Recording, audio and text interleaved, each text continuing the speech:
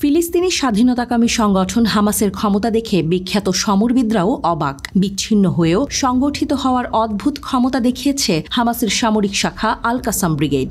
যে কোনো উন্নত দেশের সামরিক বাহিনীর চেয়ে হামাসের সামরিক শক্তিকে পিছিয়ে রাখার উপায় কি আছে? গাজায় ইসরায়েলি সেনাবাহিনীর দুর্দশা, গলার জোরে আর কতটুকুই আড়াল করা যায় প্রকৃত চিত্র? ইসরায়েলি নেতাদের কাটা গায়ে নুনের ছিটা দিলেন খোদ ইসরায়েলেরই সাবেক শীর্ষ গোয়েন্দা কর্মকর্তা। তিনি ইসরায়েলি নেতাদের কাছে জানতে চেয়েছেন, আমাকে একটা জিনিস দেখান যে ইসরায়েলি সেনাবাহিনী সফল হয়েছে।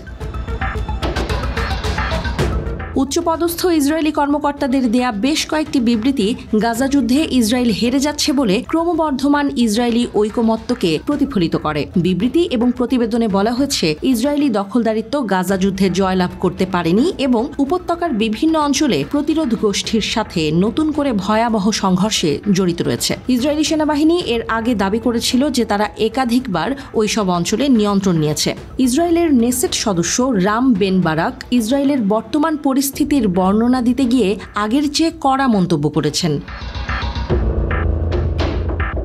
বেন বারাক, যিনি মোসাদের সাবেক উপপরিচালক এবং গোয়েন্দা পরিষেবা এবং কৌশলগত বিষয়ক মন্ত্রণালয়ের মহাপরিচালক, ইসরায়েলি আর্মি রেডিওর সাথে কথা বলার সময় তিনি উপসংহারে পৌঁছেছেন যে গাজায় যুদ্ধ লক্ষ্যহীন এবং ইসরায়েল স্পষ্টভাবে হারের পথে রয়েছে। বেন বারাক বলেছেন, আমরা একই এলাকায় যুদ্ধে ফিরে যেতে বাধ্য হয়েছি, আরও সৈন্য হারিয়েছি, আন্তর্জাতিক মঞ্চে হেরেছি, মার্কিন যুক্তরাষ্ট্রের সাথে সম্পর্ক নষ্ট হয়ে যাচ্ছে এবং অর্থনীতির পতন ঘটাচ্ছে। আমাকে একটা জিনিস দেখান যে আমরা সফল হয়েছি।